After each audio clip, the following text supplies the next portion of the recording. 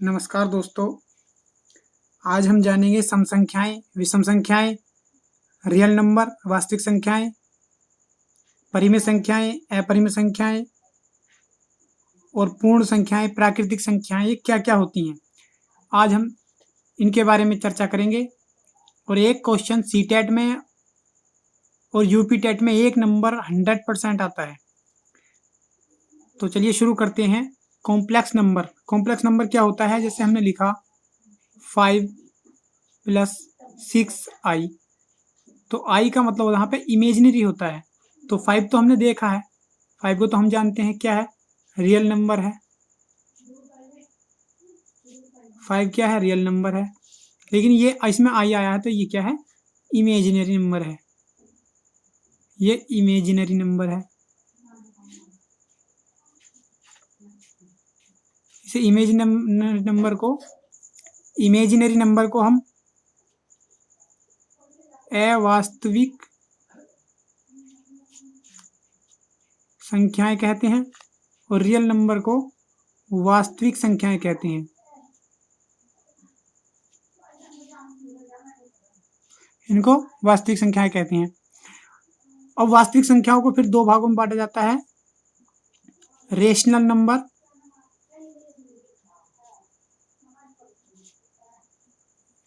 और irrational number.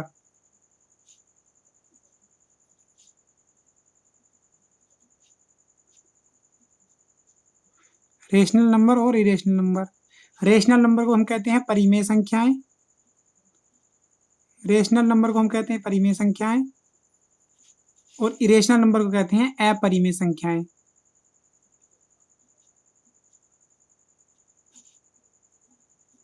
अपरिमेय संख्याएं।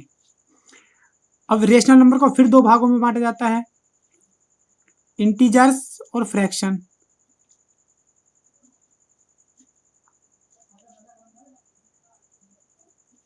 Integers और फ्रैक्शन।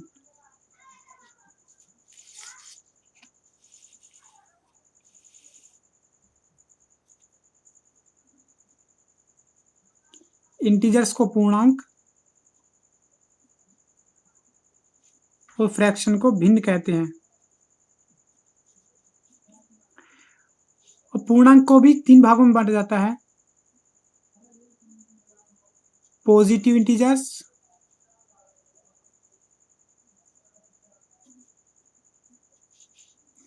नेगेटिव इंटीजर्स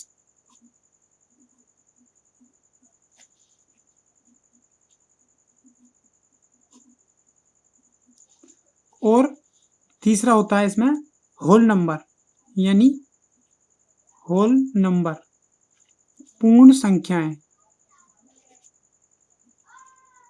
ये पूर्ण संख्याएं, नेगेटिव इंटीजर्स, पॉजिटिव इंटीजर्स। अब शुरू से फिर देखेंगे, यानी ये हमारे पास होती है कॉम्प्लेक्स नंबर यानी सम्मिश्र संख्या। सम्मिश्र संख्या जैसे 5 + 6i हमने ले ली, तो 5 इसमें वास्तविक संख्या है और 6i इमेजिनरी नंबर है, यानी अवास्तविक संख्या है। इसको कह सकते हैं हम काल्पनिक। इसको हम कह सकते हैं काल्पनिक। तो अवास्तविक को काल्पनिक भी कह सकते हैं। काल्पनिक संख्या है तो हमें काल्पनिक संख्या नहीं पढ़नी, हमें रियल नंबर पढ़नी है, वास्तविक संख्याएं। ये हमारे सिलेबस में आती है और इसमें ये दो भागों में बटी हुई है, रेशनल नंबर, इरेशनल नंबर। अभी हम इस पर चर्चा करेंगे परिमेय संख्याएं और अपरिमेय संख्याएं क्या होती हैं। इसके बाद इंटीजर्स, पूर्णांक और भिन्न क्या होते हैं। उसके बाद पूर्णांक तीन भागों में बटे हुए हैं, पॉजिटिव इंटीजर्स, नेगेटिव इंटीजर्स और होल नंबर। इसके बाद हम ये देखेंगे कि ये इंटीजर्स किस तरह से डिवाइड होते हैं। तो हम ये देखेंगे इंटीजर्स किस प्रकार से डिवाइड हुए हैं। ये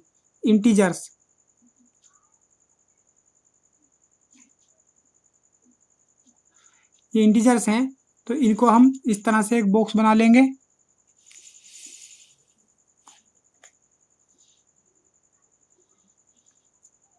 इंटीजर्स होते हैं 3 टाइप के, नेगेटिव इंटीजर्स, पॉजिटिव इंटीजर्स और 0 यानी होल नंबर। अगर हम इसको 0 को यहाँ मान लें, ये हमारी नंबर लाइन है, यहाँ पे हमारा 1 हो जाएगा, यहाँ पे 2 हो जाएगा, यहाँ पे 3 हो जाएगा, यहाँ पे 4 हो जाएगा और डॉट डॉट सो ऑन, इस तरह से इनफाइनाइट तक जाएगा। और इस तरह से अगर हम यहाँ -1 मान लें, यहाँ -2, यहाँ -3, यहाँ -4 और डॉट डॉट इनफाइनाइट तक जाएगा इस तरह से। तो ये तो हो गए यहाँ से इधर के नेगेटिव इंटीजर्स, ये हो गया पूर्ण संख्या, और यहाँ से इधर के हो गए पॉजिटिव इंटीजर्स। तो इस तरह से हम इसको लिख सकते हैं।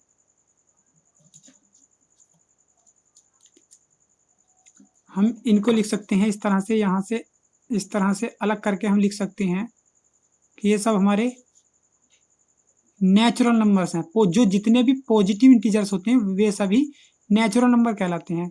यहाँ से एक बहुत मोस्ट पॉइंट मिला, सबसे छोटा नेचुरल नंबर, सबसे छोटी प्राकृतिक संख्या कौन सी है, तो 1। तो यहाँ पर ये सब क्या है, प्राकृतिक संख्याएं, प्राकृतिक संख्याएं। इसको हम धनात्मक पूर्णांक भी कहते हैं, धनात्मक पूर्णांक भी कह सकते हैं।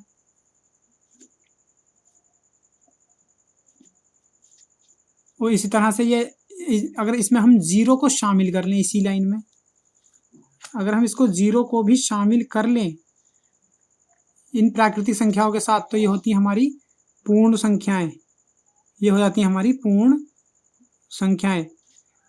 और अगर हम इन सबको एक साथ शामिल कर लें, ये सारे एक साथ शामिल कर लें, पॉजिटिव इंटीजर्स, 0 और नेगेटिव इंटीजर्स, ये सारे मिलकर हमारे क्या कहलाते हैं, इंटीजर्स कहलाते हैं, पूर्णांक कहलाते हैं। तो ये सारे मिलकर हमारे कहलाएंगे पूर्णांक, ये सभी मिलकर हमारे पूर्णांक कहलाएंगे, ये सभी हमारे पूर्णांक कहलाएंगे। अब एग्जाम ओरिएंटेड पॉइंट में हम बताएंगे क्वेश्चन किस तरह से पूछे जाते हैं। जैसे पूछेगा सबसे छोटी प्राकृतिक संख्या कौन सी है, 1। सबसे छोटा धनात्मक पूर्णांक कौन सा है, 1।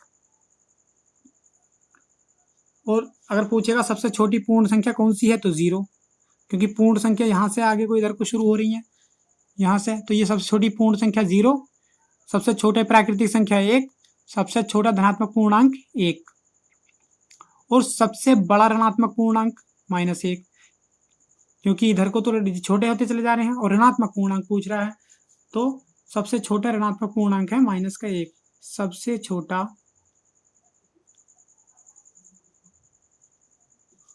सबसे बड़ा ऋणात्मक पूर्णांक, सबसे बड़ा ऋणात्मक पूर्णांक 1 है। अब इस तरह से हम कुछ क्वेश्चन इसके अभी लिखेंगे। हम लिखेंगे सबसे छोटी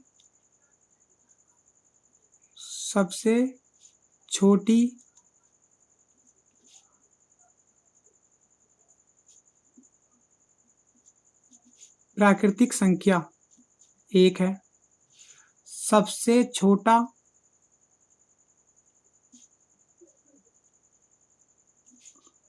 धनात्मक पूर्णांक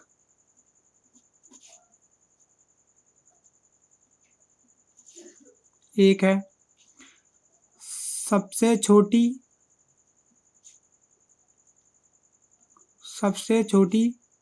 पूर्ण संख्या 0 है। तो इस तरह से बार बार एग्जाम में पूछे जाते हैं, बड़े मोस्ट पॉइंट हैं, इनको हम नोट करके रखेंगे। इसके बाद हमारा पॉइंट आता है प्राइम नंबर। प्राइम नंबर क्या होता है, प्राइम नंबर अभाज्य संख्याएं,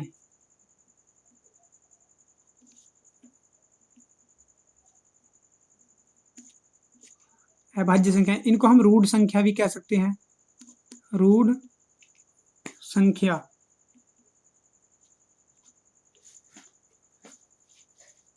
तो प्राइम नंबर हम लिखने शुरू करेंगे, तो हमारा प्राइम नंबर सबसे पहले हमें पता होना चाहिए कि प्राइम नंबर की डेफिनेशन क्या होती है, यानी अभाज्य संख्या कहते किसे हैं। वह संख्या जिसके केवल 2 फैक्टर हो, या तो वो स्वयं से डिवाइड हो या 1 से डिवाइड हो, यानी 1 से डिवाइड हो, तो उन नंबर्स को हम अभाज्य संख्याएं कहते हैं। जैसे हमने लिखा 2, तो 2 या तो 2 से डिवाइड होगा यानी स्वयं से, और या 1 से डिवाइड होगा, किसी तीसरे से डिवाइड नहीं होगा, तो ये प्राइम नंबर है। इसके बाद हमने लिखा 3, तो ये भी या तो स्वयं से डिवाइड होगा या 1 से डिवाइड होगा। इसके बाद किसी तीसरे से डिवाइड नहीं होगा। इसके बाद आया 4, तो 4 जो है हमारा 4 एक 2 से भी डिवाइड है और 1 से भी डिवाइड है और 4 से भी, यानी ये 3 डिजिट से डिवाइड हो रहा है, तो ये हमारा प्राइम नंबर नहीं है। इसके बाद आया 5, तो 5 हमारा ये तो 1 से डिवाइड है या स्वयं 5 से डिवाइड है, किसी तीसरे से डिवाइड नहीं है, तो हमारा प्राइम नंबर है। इसी तरह से आया 6, 6 1 से भी डिवाइड है, 2 से डिवाइड है, 3 से डिवाइड है और 6 से डिविजिबल है, यानी ये 4 नंबर से डिविजिबल है। तो हमारे तो 2 नंबर से ज़्यादा से डिविजिबल हो जाए, यदि 2 नंबर से डिविजिबल है, उससे ज़्यादा से नहीं है तो अभाज्य संख्या है। अदरवाइज 2 से ज़्यादा नंबर से अगर डिविजिबल है तो वह नंबर हमारा प्राइम नंबर नहीं होगा, कंपोजिट नंबर होगा, उसे हम भाज्य संख्या कहते हैं। इसके बाद 5 के बाद 7, 7 के बाद 11, 13, 15 फिर भाज्य संख्या हो जाएगी, 17, 19, 23, इस तरह से आगे को चलती रहेंगी। तो अब यहाँ से बड़ा इंपॉर्टेंट पॉइंट निकलता है कि 2 सबसे छोटी अभाज्य संख्या क्या है? सबसे छोटी अभाज्य संख्या क्या है? सबसे छोटी अभाज्य संख्या है 2। सबसे छोटी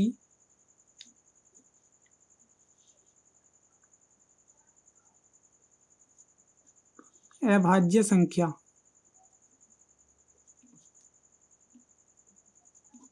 सबसे छोटी अभाज्य संख्या है हमारी 2। अब नंबर आता 3 पर, सबसे छोटी विषम अभाज्य संख्या। दोनों क्वेश्चन इंपॉर्टेंट है, दोनों में पॉइंट अलग अलग है। ये तो सबसे छोटी अभाज्य संख्या है, ये सबसे छोटी विषम अभाज्य संख्या है, विषम अभाज्य संख्या, क्योंकि ये सबसे छोटी भाज्य संख्या है, ये तो सम संख्या है, ये विषम है, तो सबसे छोटी विषम अभाज्य संख्या पूछेगा तो 3 है। सबसे छोटी सबसे छोटी अभाज्य संख्या पूछेगा तो 2 है। इस तरीके से 2 को हम एक बार और लिख सकते हैं कि सबसे छोटी एकमात्र सम है ये, यानी सम संख्या ऐसी है जो केवल ये अभाज्य संख्या है, इसके बाद कोई भी सम संख्या अभाज्य नहीं होगी। जैसे आप 4 को ले लें, 6 को ले लें, ये सब भाज्य संख्याएं आएंगी इसके बाद। तो ये इसको हम लिख सकते हैं सबसे छोटी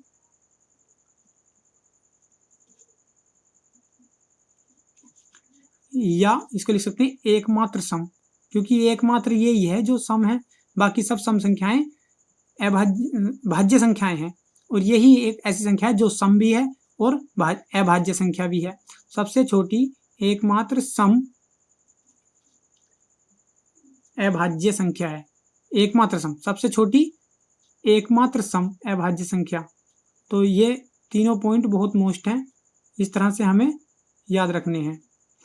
इसके बाद एक क्वेश्चन आता है कि 1 से 25 तक कितनी अभाज्य संख्याएं हैं? 1 से 25 तक, 1 से 25 तक कितनी अभाज्य संख्याएं हैं? ये हमें अभी लिखी हैं 1 2 3 4 5 6 7 8 9। अब 25 जो आएगी वो भाज्य आएगी, तो 1 से 25 तक कितनी अभाज्य संख्याएं हैं? 9 अभाज्य संख्याएं, 9 अभाज्य संख्याएं। पॉइंट सभी नोट करके चलने हैं, टेट के हिसाब से एवरी पॉइंट मोस्ट है, और कंपटीशन में यूपी टेट सी टेट में तो 100% आता है, अदर कंपटीशन के लिए भी ये वीडियो बड़ी बेनिफिशियल होगी। और 25 से 50 तक, 25 से 50 तक हम देखेंगे तो 25 से 50 तक केवल 6 अभाज्य संख्याएं हैं, 6 अभाज्य संख्याएं हैं। इसके बाद 50 से 100 तक, 50 से 100 तक यदि हम देखें तो केवल 10 अभाज्य संख्याएं हैं। आप चेक कर सकते हैं, जैसे 25 से 50 तक हम चेक करेंगे तो 25 के बाद 26 तो भाज्य सम संख्या है, तो कोई भी सम संख्या तो अब अभाज्य होगी नहीं। तो विषम संख्या को चेक कर सकते हैं, विषम संख्याओं में 27 क्या है? वो भाज्य है।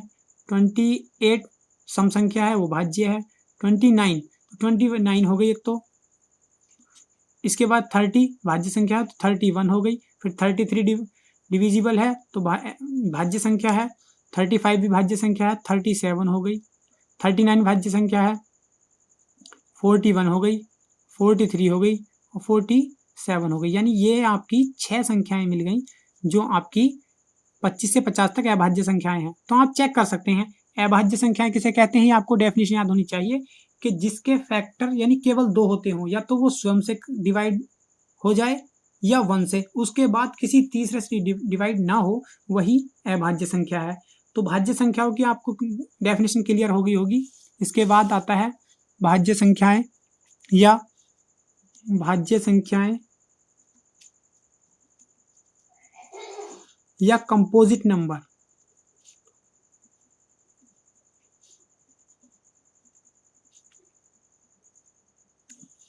भाज्य संख्याएं या कंपोजिट नंबर।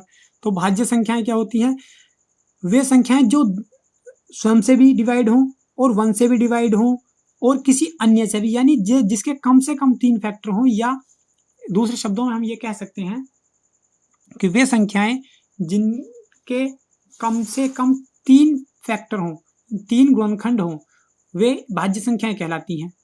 जैसे हम लिखें तो 4 ये भाज्य संख्या है क्योंकि ये 1 से भी डिवाइड है, ये 2 से भी डिवाइड है और ये 4 से भी डिवाइड है। इन तीनों से कट रही तो इसके फैक्टर 3 हो गए, 1, 2 और 4। इस तरह से तो ये भाज्य संख्या है। 6 है, 9 है, 10 है, 12 है, 25 है, 80 है। इस तरह से हम बहुत सी भाज्य संख्याएं लिख सकते हैं। हमें सिर्फ डेफिनेशन याद होनी चाहिए, अगर हमें परिभाषा याद नहीं है तो हम कंफ्यूज हो जाते हैं। इसके बाद हमें देखेंगे 1 से 100 तक कुल कितनी अभाज्य संख्याएं हैं। तो 1 से 100 तक अभाज्य संख्याएं कितनी हैं, तो 1 से 100 तक 1 से 25 तक 9 है, 25 से 50 तक 6 हैं और 50 से 100 तक 10 हैं। तो 1 से 100 तक कितनी होगी, 9 + 6 + 10, 9 + 6 + 10 यानी 9, 6, 15 और 10 यानी 25 अभाज्य संख्याएं हैं 1 से 100 तक। 1 से 100 तक 25 अभाज्य संख्याएं हैं। इसके बाद एक क्वेश्चन आता है कि 3 अंकों की सबसे छोटी अभाज्य संख्या, 3 अंकों की, ये इंपॉर्टेंट पॉइंट है।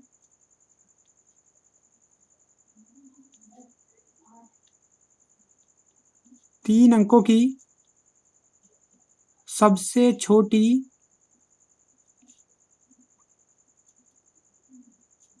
अभाज्य संख्या, 3 अंकों की सबसे छोटी अभाज्य संख्या क्या होगी, 101 है।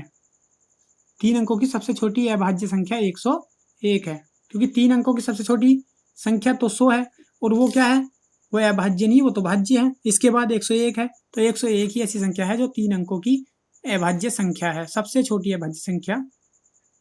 इसके बाद आता है सह अभाज्य संख्या किसे कहते हैं। सह अभाज्य संख्या किसे कहते हैं,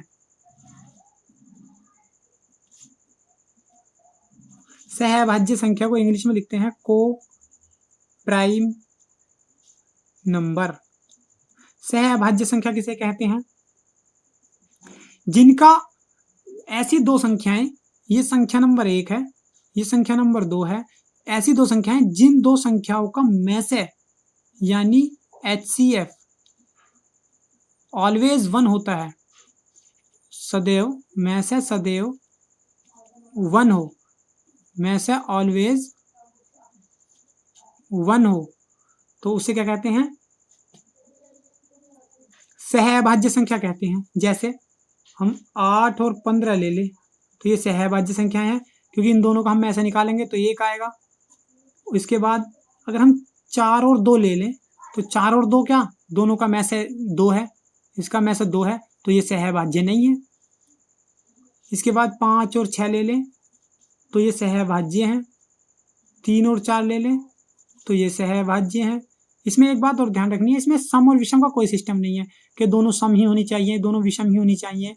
ये ध्यान रखना है हमको, हर बार ये ध्यान रखना है कि जो दोनों संख्याएं हम ले रहे हैं उन दोनों का में से यानी HCF केवल 1 होना चाहिए, चाहे वो सम संख्या हो या विषम संख्या हो।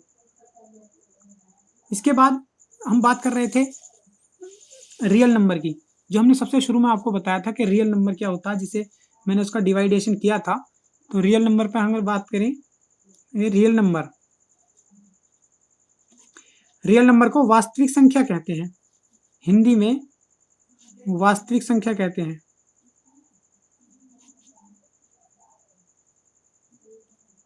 वास्तविक संख्या यानी वास्तविक संख्या क्या, दो नंबरों से मिलकर बनी है, एक तो रेशनल नंबर से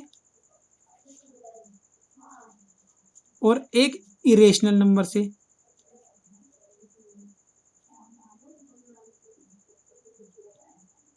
एक रेशनल नंबर से, एक इरेशनल नंबर से, इसे कहते हैं परिमेय। रेशनल नंबर को कहते हैं हम परिमेय संख्या, इरेशनल नंबर को कहते हैं अपरिमेय संख्या। अब हम पढ़ेंगे परिमेय संख्या क्या होती है। तो परिमेय संख्या वो होती है जिसको हम P और Q दो नंबर ले लें, यानी पूर्णांक ले लें, जिसको कहते हैं हम इंटीजर्स। अगर हम ले लें P और Q दो ऐसे इंटीजर्स ले लें, यानी पूर्णांक ले लें, जिनमें हम P अपॉन Q करें, यानी ऐसे नंबर जिसको हम P अपॉन Q के रूप में लिखें और Q कभी भी जीरो नहीं होना चाहिए, Q कभी जीरो नहीं होना चाहिए, तो वो नंबर हमारी परिमेय संख्या कहलाएगी। ऐसा नंबर जिसको हम P अपॉन Q की फॉर्म में लिखें और Q कभी जीरो ना हो, तो उस नंबर को हम परिमेय संख्या कहते हैं। जैसे हमने लिखा 2, तो 2 के नीचे जीरो कैसे, हम इसके नीचे 1 मान सकते हैं, 2 अपॉन 1, यानी अभी तो ये 2 ही है, तो ये क्या है, परिमेय संख्या है। इसके बाद हम -2 अगर लिख लें, -2 लिख लें, तो इसके नीचे हम 1 लिख सकते हैं, तो P अपॉन Q हो गया, Q जीरो नहीं है, इसलिए क्या हुआ, -2 भी हमारा परिमेय संख्या है। इस तरह से अगर हम परफेक्ट स्क्वायर रूट ले लें, जैसे √9, तो √9 का क्या आएगा, इसका स्क्वायर रूट आएगा 3, और 3 को हम 3 अपॉन 1 लिख सकते हैं, यानी 3। तो इसका मतलब √9 भी हमारा एक परिमेय संख्या है। 1 अपॉन 3, तो P ये हो गया, ये Q हो गया, और Q जीरो नहीं है। जब Q जीरो नहीं है तो हम इसको 1 अपॉन 3 को इस तरह से लिख सकते हैं, 0.3333 एंड डॉट सो ऑन। इसको लिख सकते हैं 0.3 बार, हम लिख सकते हैं इसको 0.3 बार, यानी बार वाले भी क्या है, हमारे रेशनल नंबर होते हैं, परिमेय संख्याएं होती हैं। जैसे अब एक क्वेश्चन बहुत बार पूछा गया और बहुत मोस्ट है, 22/7 यानी 22/7। 22/7 क्या है, ये परिमेय संख्या है या अपरिमेय संख्या है। अब इसमें कंफ्यूजन होता है। 22/7 की वैल्यू होती है 1 पॉइंट, मैं यहाँ लिख देता हूँ नीचे, 22/7 की वैल्यू होती है 1.42857। जब हम बाद में डिवाइड करते चले जाएंगे, 3.22 से हम डिवाइड करेंगे इसको, तो ये आएगा 3.142857। फिर डिवाइड करते चले जाएंगे तो 14285 इस तरह से आता चला जाएगा। यानी ये जो टर्म है ये बार बार रिपीट हो रही है, और जो टर्म बार बार रिपीट होती है, और तो इसका मतलब ये है कि ये कहीं रुक तो रही नहीं है, ये आगे चलती चली जा रही है, लेकिन एक टर्म रिपीट हो रही है। तो इसको हम 22/7 को यानी P अपॉन Q में लिख सकते हैं, ये P हो गया और ये हमारा Q हो गया। एक P है एक Q है, Q जीरो नहीं है, तो इसका मतलब 22/7 हमारी परिमेय संख्या है। ये कई बार पूछा हुआ क्वेश्चन है, क्योंकि दूसरा नंबर आता है अपरिमेय संख्या होगा, अपरिमेय संख्याएं।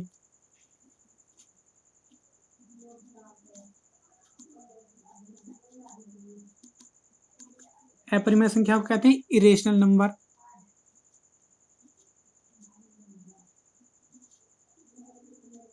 इरेशनल नंबर, अपरिमेय संख्या को कहते हैं इरेशनल नंबर, यानी वो नंबर जिसको हम P अपॉन Q की फॉर्म में नहीं लिख सकते, P अपॉन Q की फॉर्म में नहीं लिख सकते, उसे क्या कहते हैं, अपरिमेय संख्या कहते हैं, नहीं लिख सकते। जिसे हम पी अपॉन क्यू की फॉर्म में नहीं लिख सकते, उसे हम कहते हैं अपरिमेय संख्याएं। जैसे हमने लिखा √5, तो ये परफेक्ट स्क्वायर तो है नहीं, स्क्वायर रूट तो है नहीं कि बाहर निकल जाएगा, इसलिए ये क्या है, अपरिमेय संख्या है। 4 + √3 लिख दिया, तो ये तो रियल नंबर है और ये √3 बाहर नहीं निकलेगा, तो इसका मतलब ये अपरिमेय संख्या होगी। इसी तरह से 2 - अगर हम 3 लिख दें तो 2 - √3, तो 2 में से √3 घट रहा है, √3 की वैल्यू बाहर आ नहीं रही है, तो इसका मतलब 2 - √3 हमारा अपरिमेय संख्या होगा। इसके बाद हम लिख सकते हैं 1/√3 - 1, 1/√3 - 1, 1/√3 - 1 अगर हम लिखेंगे तो इसमें भी √3 से बाहर नहीं आएगा, इसलिए ये भी अपरिमेय संख्या है। और एक पाई भी क्या है, एक अपरिमेय संख्या है। अब हम बात करेंगे पाई और 22, पाई की वैल्यू 22/7 यानी 22/7 और 22/7, यानी इन दोनों में ऐसा क्या हुआ कि परिमेय संख्या और अपरिमेय संख्या में दोनों में ये बट गई। पाई की वैल्यू होती है 3.14159 और 22/7 की वैल्यू होती है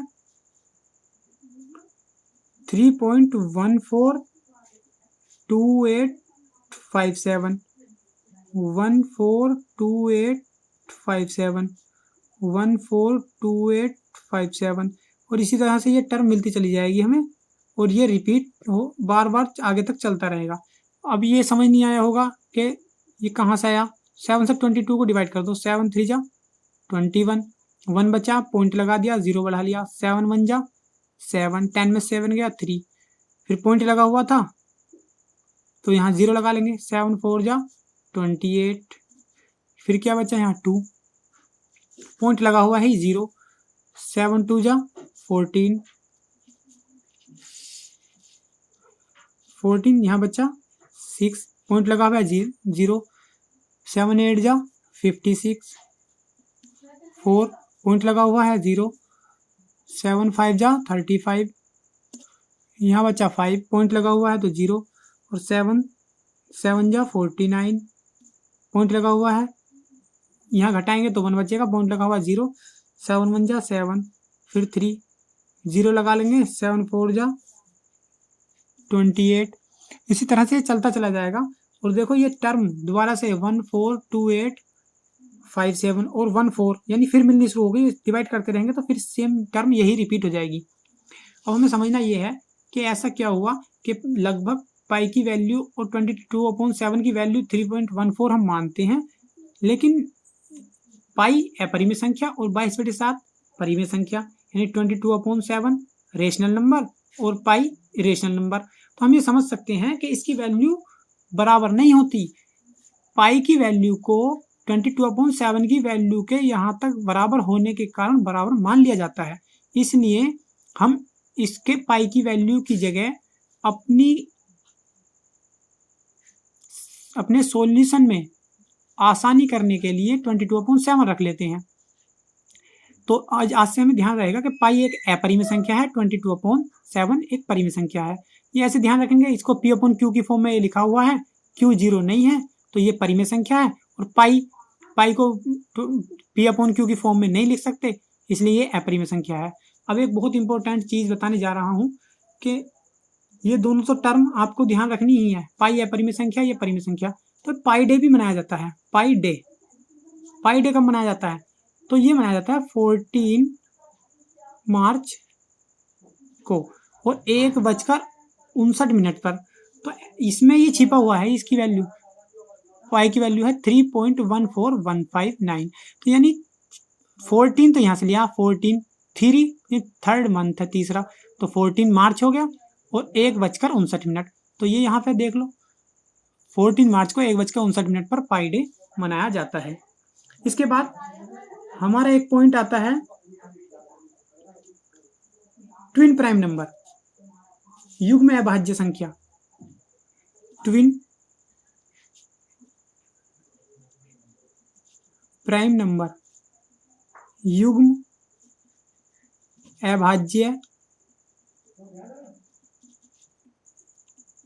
संख्या। तो युग्म अभाज्य संख्या वो होती है जिसमें दोनों नंबरों का, यानी दोनों नंबर प्राइम नंबर होने चाहिए, दोनों नंबर प्राइम नंबर होने चाहिए और डिफरेंस ऑलवेज 2 होना चाहिए। जैसे हमने लिखा 3,5, दोनों नंबर प्राइम नंबर हैं और दोनों में बीच में डिफरेंस क्या है, 2 का डिफरेंस है, तो ये युग्म अभाज्य संख्या है। जैसे 11,13 ये युग्म अभाज्य संख्या है। इसके बाद 5,7 इन दोनों के बीच डिफरेंस 2 का है और दोनों अपरिमेय संख्याएं हैं, तो ये क्या है, युग्म अभाज्य संख्या है। अगर हम लिखें 7,11 तो ये दोनों हैं तो अपरिमेय संख्याएं, हैं तो अभाज्य संख्याएं, दोनों अभाज्य संख्याएं हैं, लेकिन इन दोनों के बीच अंतर जो है वो 4 का है, तो इसलिए ये क्या है, युग्म अभाज्य संख्या नहीं है। तो हमें ध्यान रखना है युग्म अभाज्य संख्या क्या होती है, यानी दोनों संख्याएं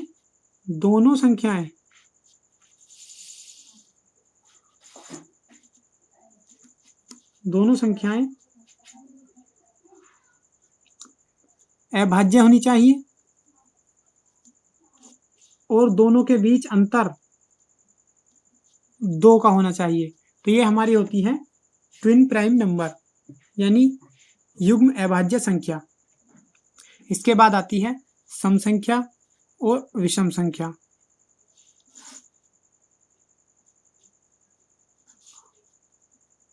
सम संख्या और विषम संख्या।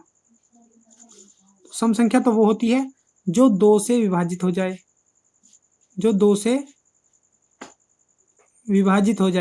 और जो 2 से विभाजित न हो,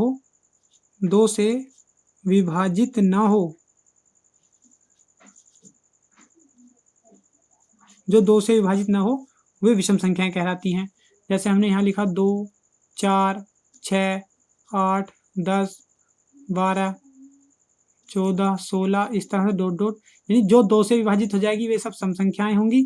और इस तरह से हमने यहाँ लिखा 3, 5, 7, 9, 11, 13, 15, 17, 1, यानी ये सब क्या है, विषम संख्याएं। जो 2 से विभाजित ना हो विषम संख्याएं, जो 2 से विभाजित हो जाएं वे सम संख्याएं कहलाती हैं। तो ये था हमारा आज का टॉपिक। कैसा लगा हमें कमेंट्स करके बताएं, लाइक करें, चैनल को सब्सक्राइब करें, ज़्यादा से ज़्यादा शेयर करें। हम ऐसे ही कंटेंट आपके लिए लाते रहेंगे। Exam oriented point, CTET, UPTET के लिए बहुत मोस्ट वीडियो है। हमारे चैनल को अभी सब्सक्राइब करें। Thank you.